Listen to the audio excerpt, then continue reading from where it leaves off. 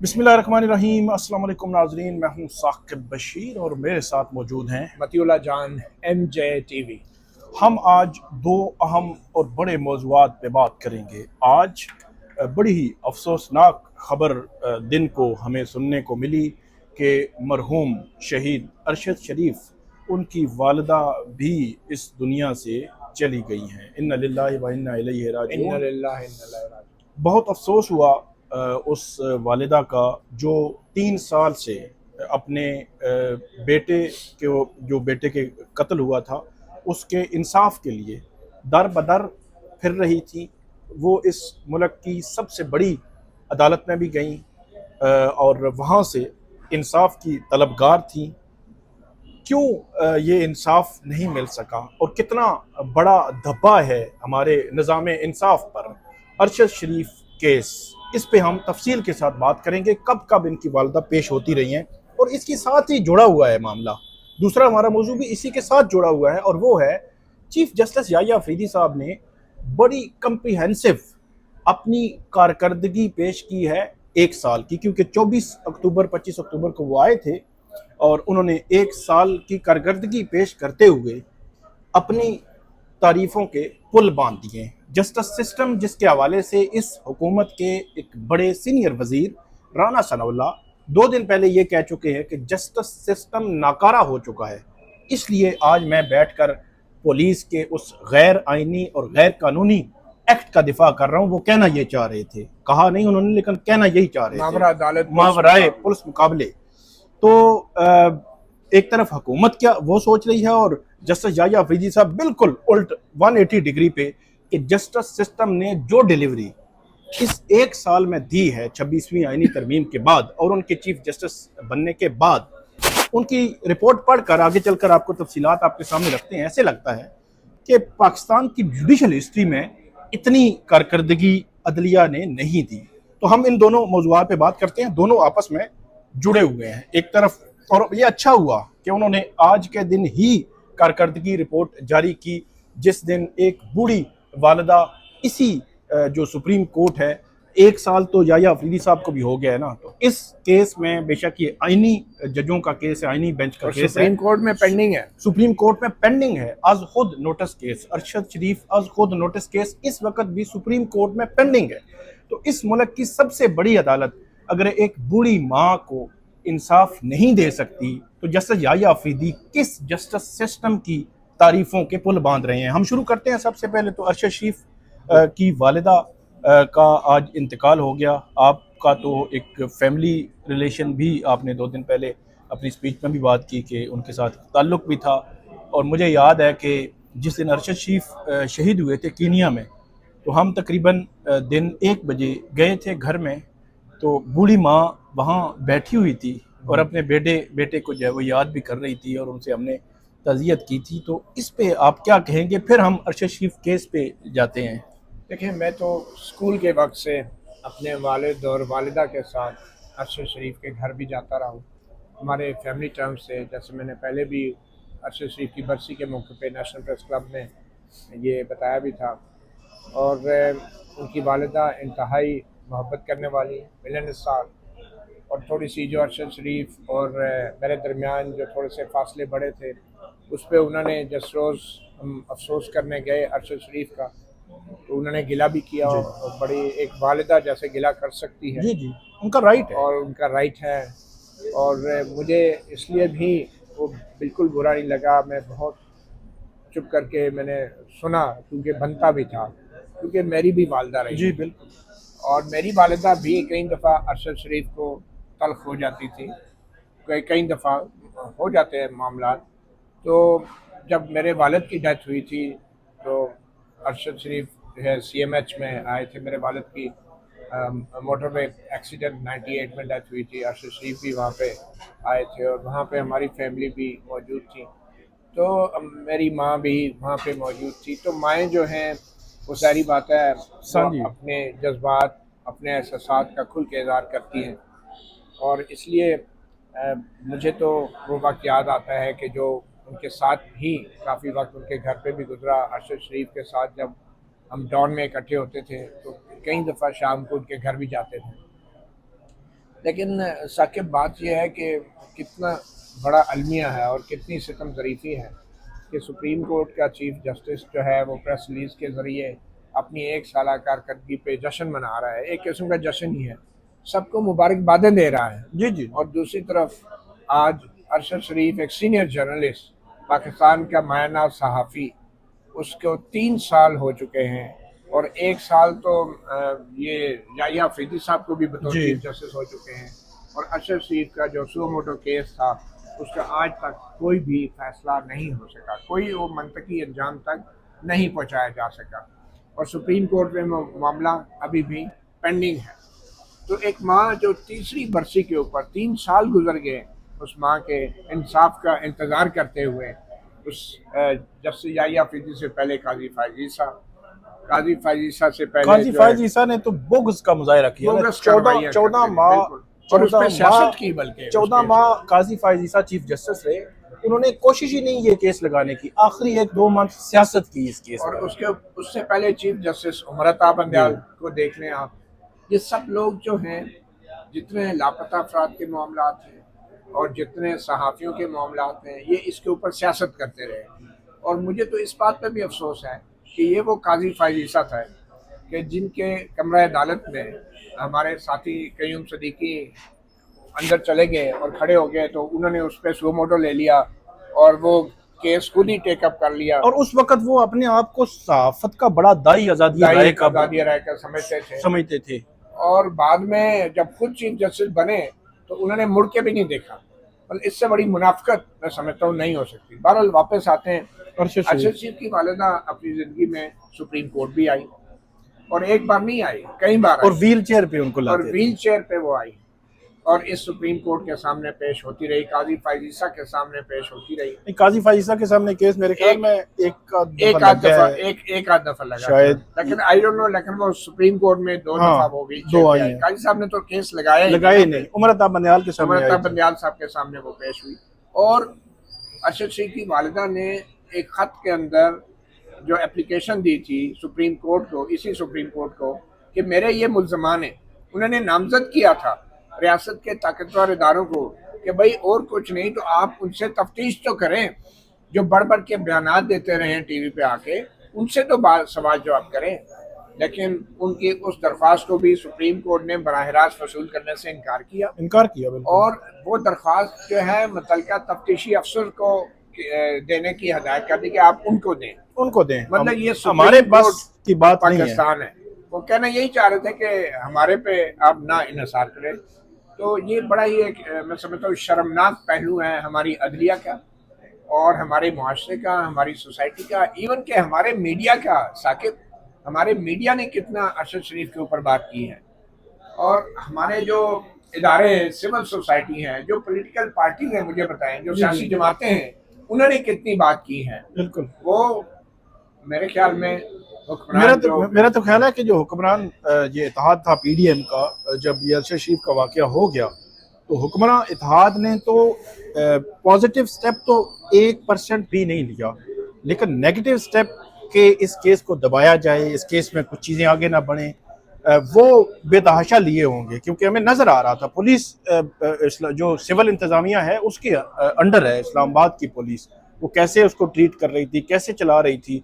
अरशद शरीफ के साथ उनकी ज़िंदगी, जब वो पाकिस्तान में थे क्या हुआ, कैसे बाहर निकले, वहाँ पे क्या हुआ, वापस आए, उनके केस में बाद में क्या होता रहा। एक वक्त मैं आपको बताऊं कि बड़ा अजियतनाक था। मुझे भी एक दिन जो है वो पता चला कि अरशद शरीफ की वालिदा जो है उनको पूरे पाकिस्तान से एक वकील भी नहीं मिल रहा कि जो उनकी तरफ से केस की पैरवी करे। और उसकी वजह, वैसे तो जो वकील हैं उनसे बात करें तो वो बड़ी बड़ी जो बातें करेंगे, लेकिन एक वकील नहीं मिल रहा था और उसकी वजह उनकी दरख्वास्त में लिखे हुए ताकतवर लोगों के नाम थे। और फिर जस्ट मैंने को ट्वीट भी किया और उसके बाद जो वकील थे वो भी वकील छोड़ गए और उसके बाद जस्टिस शौकत अजीज सिद्दीकी जब तक कि ये चेयरमैन नहीं बने थे तब तक जो है फिर वो इस केस की जैसे तैसे, लेकिन एक बात उनको क्रेडिट देना होगा कि वो इस केस में पेश होते रहे। उन्होंने जिस लम्हे ये सोशल मीडिया पे ये एक खबर फैली, वायरल हुई कि जस्टिस जो अरशद शरीफ की वालदा को कोई वकील पैरवी करने के लिए तैयार नहीं है, तो जस्टिस शौकत सिद्दीकी ने पैरवी शुरू कर दी। तो वो वक्त भी उस माँ को देखना पड़ा। इंसाफ तो बहुत दूर कि कोई तहकीकात होनी है, कोई इन्वेस्टिगेशन होनी है, कोई उसके बच्चे के कातलों का कुछ पता चलना है, सजाएं होनी है, वो तो बहुत दूर था। इस्लामाबाद के मजिस्ट्रेट ने इनको ये बयान के लिए पता नहीं कर रहे थे तो उनको वारंट निकाल दिए थे। वो तो जब मीडिया पे बात आई, सोशल मीडिया पे बात आई, तो उसके बाद उन्होंने उस केस को जो है वो दाखिल दफ्तर किया जी, पता नहीं किस किस्म के वो वारंट थे या क्या था मामला। तो बड़ा ही अजियतनाक वक़्त जो है वो 23 अक्टूबर 2022 से ऑनवर्ड उनकी वालदा ने देखा। वो बूढ़ी थी उस दिन भी, वो जो है उनकी मतलब उनकी बर्दाश्त को सलाम है कि उन्होंने इतना जो है वो बर्दाश्त किया कि कितने अजियतनाक तरीके से उनके बेटे को जो है वो मारा गया था। और सुप्रीम कोर्ट में अटॉर्नी जनरल से लेकर आईनी बेंच के जजेस तक, सुप्रीम कोर्ट के जज बस वो तारीख खेल रहे हैं और उसमें आनियाँ जानियाँ लगी हुई हैं जी। अब हमारी म्यूचुअल लीगल असिस्टेंस कोई मुआहदा हो रहा है तो वो हो जाएगा। तो अच्छा, कीनिया ये साकिब, ये म्यूचुअल लीगल असिस्टेंस के मुआहदे का भी ये बहुत बड़ा एक ड्रामा है। आप ये देखें कि जब हुक्मरानों के अपने ख़ानदान के ऊपर कोई बात आती है जी, तो बेनज़ीर भुट्टो के कत्ल के ऊपर पहले स्कॉटलैंड यार्ड से तफ्तीश कराई गई कि जनाब आप आएँ और आप ये ना बताएं कि किसने मारा, आप सिर्फ ये बताएं कि कॉज ऑफ डेथ क्या थी। क्या बेनज़ीर गोली से मरी या वो हैच से मरी, वो जो गाड़ी की छत का हैच होता है। सिर्फ ये बताने के लिए स्कॉटलैंड यार्ड से पुलिस की मदद मांगी गई। वो आए, उन्होंने तहकीकात की और उन्होंने भी कोई क्लियर बात नहीं की। फिर जनाब अक़वाम मुत्तहिदा का एक मिशन आया, उस मिशन ने बेनज़ीर भुट्टो के कत्ल की तहकीकात की और उस मिशन ने ये कहा कि जो पाकिस्तान के रियासती इदारे हैं वो इस शफाफ तहकीक में ताउन नहीं कर रहे और वो रोड़े अटका रहे हैं। उन्होंने मुश्किलात पैदा की हैं और जिसकी वजह से वो मिशन भी वाज़ेह तौर पे इस चीज़ को पॉइंट आउट नहीं कर सका कि बेनज़ीर भुट्टो के कत्ल के पीछे किसका हाथ है। और सितम ज़रीफ़ी देखें, इन दोनों चीज़ों को सियासी मकासद के लिए भरपूर अंदाज से पीपल्स पार्टी ने इस्तेमाल किया और बजाय इसके कि उस अक़वाम मुत्तहिदा की रिपोर्ट की बुनियाद के ऊपर पाकिस्तान के अंदर जो बेनज़ीर के कत्ल की तहकीकात थी और जो केस अदालत में चल रहा था उसके अंदर उसमें जान डालते हैं, उसमें वो उस रिपोर्ट को बतौर एविडेंस पेश करते हैं। ऐसा करने की बजाय खुद आसिफ जरदारी साहब की हुकूमत ने उस रिपोर्ट पे एतराज़ात करना शुरू कर दिए और ये कहा कि ये कमीशन जो है अफगानिस्तान नहीं गया तहकीकात के लिए, फलान जगह नहीं किया। तो और फिर मेरे ख्याल में भाव शुरू हो गया ताकतवर इदारों के साथ। तो कहने का मकसद उनकी तरफ जा रहा था। कहने का मकसद ये है कि ये वो भी बड़ी हाई प्रोफाइल, देखें बेनज़ीर भुट्टो शहीद, उनको शहीद कर दिया गया, उसको उनकी पार्टी भी इंसाफ नहीं दिला सकी और अब सहाफ़त में अरशद शरीफ उनको जो है वो कत्ल कर दिया गया। और मैं समझता हूँ कि हम सहाफ़ी भी वो नहीं कर सके वो स्ट्रगल जो करनी चाहिए थी। वो इंसाफ का जो निज़ाम है उसको एक्टिव होना चाहिए था और हमें भी अपना हिस्सा डालना चाहिए था। PFUJ, RIUJ, national press club, मुल्क भर के सहाफ़ी वो काम नहीं कर सके जो करना चाहिए था। मैं ये समझता हूँ जहाँ अदलिया की नाकामी है वहाँ हमारे सहाफ़ियों की भी कहीं ना कहीं जब वो नाकामी इसमें मौजूद है। लेकिन इसी के साथ जो दूसरा मामला जुड़ा हुआ है, जहाँ एक माँ 3 साल इंसाफ के उसूल के लिए जो है वो इंतज़ार करते करते इस दुनिया से चली गई, वहाँ जैसे याह्या अफरीदी साहब ने एक लंबी लिस्ट, मुख्तसरन मैं पढ़ देता हूँ, एक लंबी लिस्ट जारी की है कि उन्होंने तो जनाब मतलब पुल बांध दिए हैं तारीफ़ों के, कि उन्होंने जो काम किए हैं तारीख़ में पता नहीं ऐसे काम तो हुए ही नहीं है। और उन्होंने कहा है कि अदालती इस्लाहत में आम किरदार तमाम स्टेक होल्डर्स की उन्होंने तारीफ़ें की हैं, चीफ तमाम जजेस ज़िली अदलिया तक जो है वो, और जितने कमीशन है, लॉ कमीशन है, जुडिशल अकेडमी है, फ़लाँ फ़लाँ सब की सताइश की है जी कि सुप्रीम कोर्ट ने 45 साल बाद 2025 के रूल्स का इजरा करके डिजिटल तब्दीली का आगाज़ किया। और रूल का इजरा आपको पता है, जिस तरह जस्टिस आयशा मलिक और जस्टिस मंदोखेल के दरमियान और जस्टिस मोहम्मद अली मदर के दरमियान जो अच्छी भली जो है वो नोक झोंक से काम आगे बढ़ गया था कि 25 महीने रूल मंजूर कैसे करवाए हैं। इन्होंने कहा जी डिजिटल तब्दीली आई है और उसमें लेकिन रूल्स पे झगड़ा ही था ना जी जी, फुल कोर्ट की मीटिंग तो हुई नहीं है और ये क्रेडिट ले रहे हैं कि रूल्स मैंने करवाए हैं। फिर बैनुल अक़वामी अदालती तावन के जरिए चीन की सुप्रीम पीपल्स कोर्ट के साथ एक मुफाहमती याददाश्त जनाब ने फिर तो तुर्की, वैसे ये चीन की अदालत का मॉडल हमारे लिए कैसे, ये मतलब इस पे बात करते हैं आप। तुर्की की आईनी अदालत के साथ भी मुआहदा हो गया जी। अदालती आज़ादी के तहफ़्फ़ुज़ के लिए आला और ज़िली अदलिया के बैरूनी असर रसूख का मुकाबला करने के लिए एक मुनज़्ज़म मैकेनिज़्म मुतारफ़ कराया गया है। इस पर भी हम बात करते हैं जी। उन्होंने कहा जी 22,848 केसेस हमने इसमें दायर हुए हैं इस साल में, और 1,61,000 जो है वो 733 मुकर्रर हुए केसेस, और एक साल में कोई 27,000 केसेस जो है वो उन्होंने कहा उसके फैसले हुए हैं। अगर फर्दर उन्होंने रिपोर्ट्स दे रहे हैं 2016 में ये हुआ, 15 में ये हुआ, मुकदमात इतने, वो सारे करते करते करते करते तो पहली बार मुमताज़ वकला पर मुश्तमिल एक एडवाइजरी कमेटी बराए जायज़ा कवानीन तश्कील दी गई है ताकि कवानीन के जायज़े लिए जाएँ, और इसमें जो जजेस की तैनातियाँ हुई हैं, जुडिशल कमीशन ने ये वो सारा कुछ किया। मैं आता हूँ सबसे पहले जो सबसे बड़ा इशू जो है अदलिया में, वो है बैरूनी मुदाखलत। ये तो इतना बड़ा क्रेडिट ले रहे हैं, ऐसे लग रहा है कि याह्या अफरीदी साहब किसी और जो है वो सियारे पे रहते हैं, कि उनको पता नहीं है कि पाकिस्तान की अदलिया में इस वक्त क्या चल रहा है, डिस्ट्रिक्ट से लेकर सुप्रीम कोर्ट तक। उन्होंने इतना बड़ा, उन्होंने कहा ऐसा मुनज़्ज़म जबरदस्त मैकेनिज्म बनाया कि आप हैरान हो जाएंगे। क्या मैकेनिज्म है सर? लेकिन ये मैकेनिज्म तो आपको भी अदलिया के फैसलों में नजर आ रहा है, नीचे ट्रायल कोर्ट्स की कार्रवाइयों में नजर आ रहा है। जिस तरीके से शवाहिद की बुनियाद पे, जिस किस्म के शवाहिद की बुनियाद पे 10-10 साल की सजाएं सुनाई गई हैं, और फिर जिस तरीके से जो सजाएं सुनाई गई हैं उनके खिलाफ अपीलों की समाअत नहीं की जा रही, तारीखें कमरा अदालत में नहीं दी जा रही, कमरा अदालत से हटके चैम्बर में जाके, और छोटे छोटे जो ऑर्डर होते हैं वो भी कहते हैं वेट फॉर ऑर्डर, चैम्बर में जाके क्लर्क के हाथ ऑर्डर सुना दिया जाता है, क्लर्क आगे बताता है जी जज साहब ने ये फैसला किया है। अब ये तो हमारी अदालतों का हाल है। जजेस इस्लामाबाद हाई कोर्ट के जो है वो 5 जजेस जो है वो दीगर जजेस के साथ बैठते नहीं है, और दीगर जजेस उनके साथ बैठना पसंद नहीं करते। जो बेंचेस सुप्रीम कोर्ट में यही सूरत हाल है, बेंचेस बने हुए हैं वो बेंचेस कम और टोलियां ज्यादा हैं, अपने अपने टोलियां बनी हुई है, बेंच बना लेते हैं उनके, और एक दूसरे से बातचीत करने के भी रवादार नहीं है।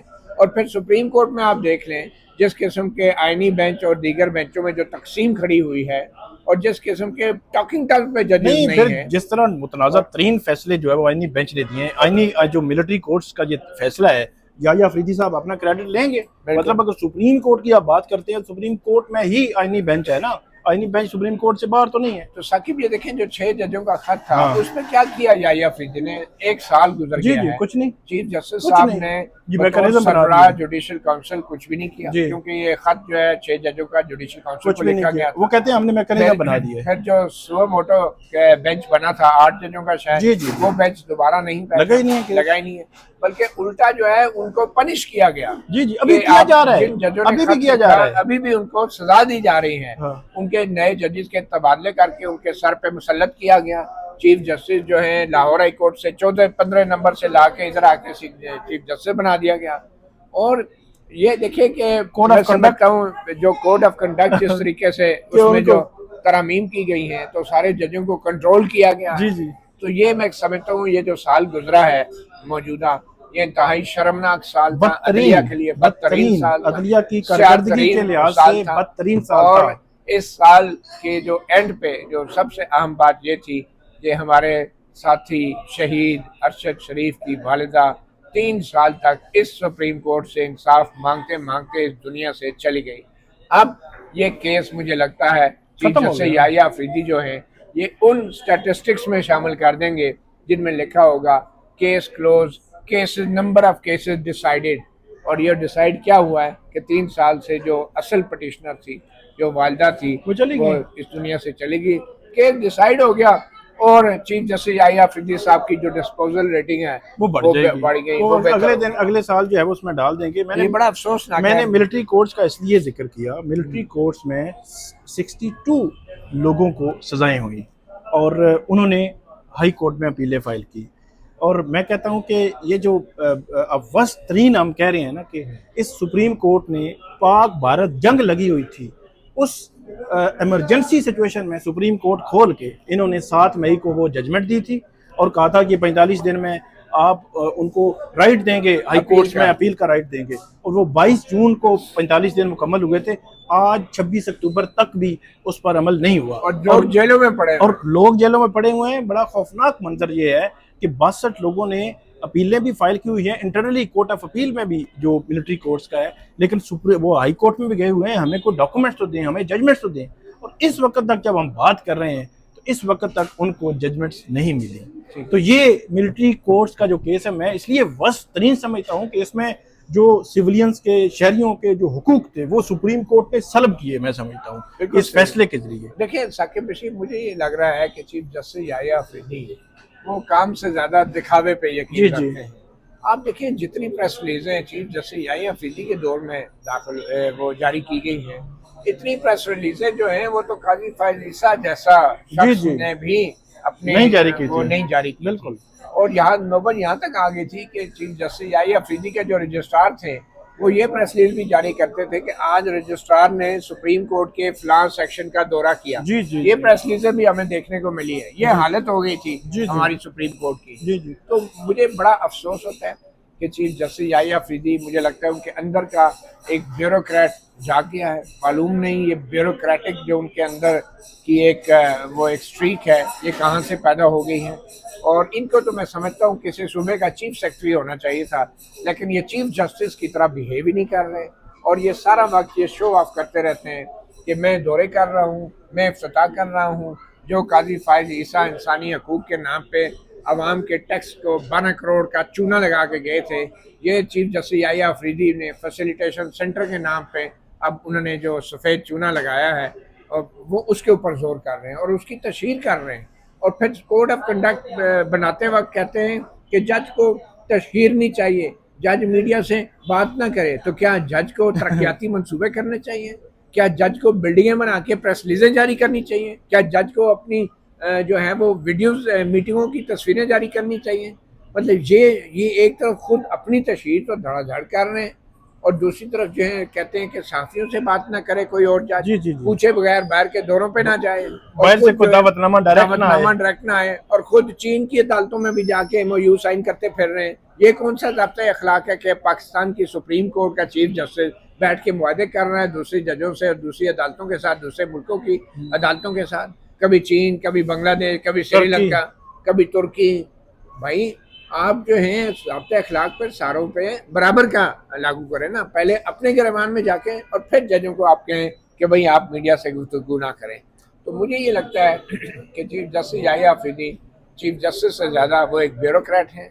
और वैसे भी अब 26वीं आईनी तरमीम के बाद जजों वाला अख्तियार तो उनके पास बज़ाहिर कोई रहा नहीं। जी, अब तो आईनी बेंच वाले बाकायदा कहते हैं कि उनका तो एक वोट ही है ना, वो क्या है चीफ जस्टिस साहब का कि वोट ही है, हम कैसे भेज दें। पिछले वो भी पता नहीं उनका यकीन क्या दो महीने से तो वो ये कह रहे हैं चीफ जस्टिस को कैसे भेजें। जी, चीफ जस्टिस का क्या रोल है, क्या इख्तियार है, अंदाजा लगाएं कि सुप्रीम कोर्ट का जो आईनी बेंच ये बात कर रहा है। ये 26वीं तरमीम के ऊपर क्या लग रहा है ये साकिब? मुझे तो लग रहा है ये 26वीं तरमीम का फैसला नहीं होने वाला। 30 नवंबर को जनाब अमीनुद्दीन खान साहब की रिटायरमेंट है। अगर उससे पहले 27वीं तरमीम ला कर उनको कोई एक्सटेंशन ना मिल गई तो मुझे तो नहीं लगता 10 नवंबर को इन्होंने अब केस रखा है तो 10 नवंबर से 30 तक कैसा करेंगे। तो ये जो डिले किया गया, इतना बड़ा गैप दिया गया 10 दिनों का, ये इसलिए तो नहीं है कि गवर्नमेंट पे दबाव डाल के जो एक्सटेंशन ली जाए? नहीं, हो भी सकता है। ये मुमकिनात, आजकल मुमकिनात में 100 चीज़ें जो है मुमकिनात में होती हैं। और आखिरी बात हम ये करेंगे कि सुप्रीम कोर्ट के आईनी बेंच को ये चाहिए कि यार अगर आप 11:30 बजे बैठ गए हैं तो जब मखसूस नशिस्तों का केस 6-6 घंटे चल सकता है तो आपने कौन सा मतलब वहाँ पे जब तीर मारना है। इतना इम्पोर्टेंट केस है, 1:30 बजे आप 11:30 बैठे हैं, अब 1 बजे ब्रेक करें, 1:30 बजे फिर आए, फिर 3 बजे तक बैठे, फिर 5 बजे तक बैठे, डिसाइड करें यार इस मामले को। मुझे लगता है चलाया हुआ है, ड्रामा लगा हुआ है। जस्टिस अमीनुद्दीन खान साहब के ज़हन में ये आ गया है कि अगर मुझे एक्सटेंशन मिलनी नहीं है तो मैं इतनी मेहनत क्यों करूँ जी। तो इसलिए मेरे बाद फैसले होते रहेंगे, मैं क्यों जो है वो काम करूं जिससे मैं फजूल में बदनाम हूँ, फायदा भी कुछ नहीं। जी, फजूल में उन्होंने तो एक साल बड़ी कारकर्दगी है उनकी, उन पे हम अलग से बात करेंगे। तो बहरहाल नाज़रीन, हम जो है वो मजीद भी अपडेट्स आपके साथ शेयर करते रहेंगे, हमें आप फीडबैक दीजिएगा। अल्लाह हाफिज़।